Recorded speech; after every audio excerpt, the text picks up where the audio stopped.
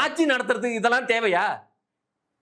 மக்களை சொல்றீங்க, அப்புறம் ஏன் சொல்றீங்க பாண்டிச்சேரியில் ரேஷன் கடையில் ஏன் சொல்றீங்க? ரங்கசாமி அடுத்த நாள் என்ன சொன்னாரு?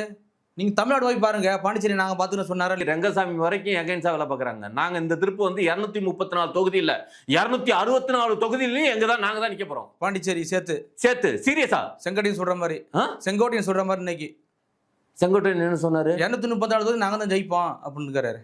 264 சொல்ற 34ங்கிறீங்க. 264 தொகுதி டிவிக்கே தான். ஓ, இப்ப மத்த கட்சியில எப்படி சார்? டெபாசிட்டே இழக்காதா? அப்படி டெபாசிட்டே வாங்காதா? இது வரைக்கும் எப்படி இருக்கானுங்களோ, புரியுதுங்களா? அதெல்லாம் எங்களுக்கு கிடையாது. இனிமேல் அப்படின்னா பிளாஸ்ட் நாங்க மட்டும்தான், வேற எல்லாம் டிவிக்கே தான். ஏங்க அவன் கட்சி இதே அங்கீகாரமே கிடைக்காம போறானுங்க. ஆண்ட கட்சி ஈண்ட கட்சிக்கெல்லாம் பேசிக்கிறவனுக்குலாம் அங்கீகாரம் கிடைக்காம போயிட்டு இருக்கு. நாங்க அப்படியா? வந்த ஜோர் இன்னும் எங்கங்கிற அங்கீகார இடத்துக்கே நான் வராம இவ்வளவு விஷயத்துக்குள்ளார உலகமே பேசிட்டு இருக்கு தெரியுமா?